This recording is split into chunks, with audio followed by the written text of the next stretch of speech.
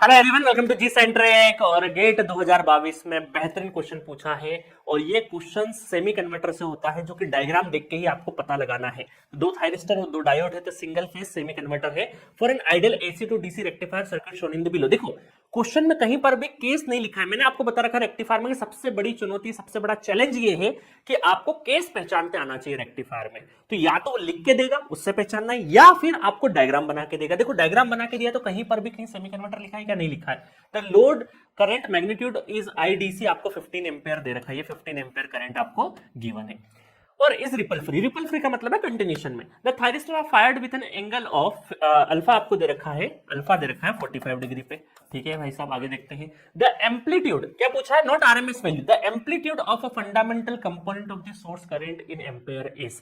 अब ये डायग्राम देख के हमने क्या पहचाना? सेमी कन्वर्टर है। सेमी कन्वर्टर में जो सोर्स करंट है उसका अगर हम लिखें तो 4I0 बाय n पाई, ठीक है, और ये हो जाता है cos n alpha by 2। Amplitude यही होता है ना, उसके साइन एन ओमेगा टी और ये सब चीजें चलती है।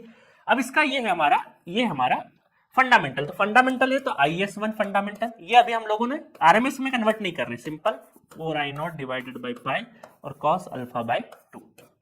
ठीक है, आपको अब क्या पता है? करंट पता है 15 एम्पेयर, पाई पता है, ठीक है, और cos अल्फा कितना है? अल्फा है 45 डिवाइडेड बाई 2। ठीक है, बस इसको सॉल्व करना है और आंसर लेके आना है। क्या सर इतना आसान क्वेश्चन आता है? जी हाँ, क्वेश्चन आसान लगता है आपको।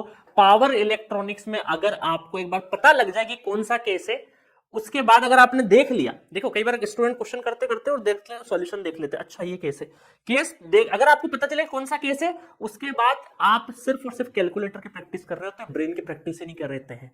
इसलिए कई बार एग्जामिनेशन हॉल में पावर इलेक्ट्रॉनिक्स जब आप प्रैक्टिस करो तब तो बहुत अच्छा बनता है, क्योंकि आप थोड़ा थोड़ा हिंट ले लेते हो। बट एक्चुअल एग्जामिनेशन में, एक्चुअल गेट एग्जामिनेशन में हवा भी नहीं लगती है, क्योंकि वो जो हिंट है ना पावर इलेक्ट्रॉनिक्स में, बस वो शुरू के 10 सेकंड 15 सेकंड आपको केस पहचानना है, उसी का काम है।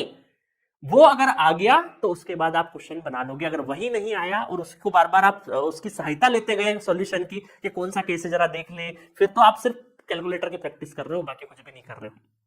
तो इस चीज का ध्यान रखना। पावर इलेक्ट्रॉनिक्स जैसे सब्जेक्ट में अपने को ब्रेन चलाना है, केस पहचानना है, माइंड के अंदर वेवफॉर्म दौड़नी चाहिए, ये पूरी दौड़नी चाहिए। क्योंकि कई बार ये cos अल्फा बाई 2 मिस कर देते हैं बहुत सारे स्टूडेंट, तो आपको इन चीजों का ध्यान रखना है। ठीक है, बाकी मैं आंसर बता देता हूं, 17.65 इज द करेक्ट आंसर है। बाकी कैलकुलेशन आपने कर ली होगी। तो जी सेंट्रिक पर जाइए, पावर इलेक्ट्रॉनिक्स बहुत दुरुस्त तरीके से पढ़ा रखा है मैंने। आपको सिंगल सब्जेक्ट भी लेना है तो ले सकते हैं, आपको लगता है फुल कोर्स पढ़ना है, पर्सनल मेंटरशिप में जाना है, जा सकते हैं, बेहतरीन तरीके से एंजॉय कर सकते हैं। आपकी जर्नी में पूरा जी सेंट्रिक खड़ा है। ठीक है, मिलेंगे नेक्स्ट वीडियो में नेक्स्ट क्वेश्चन के साथ। Okay, thank you so much.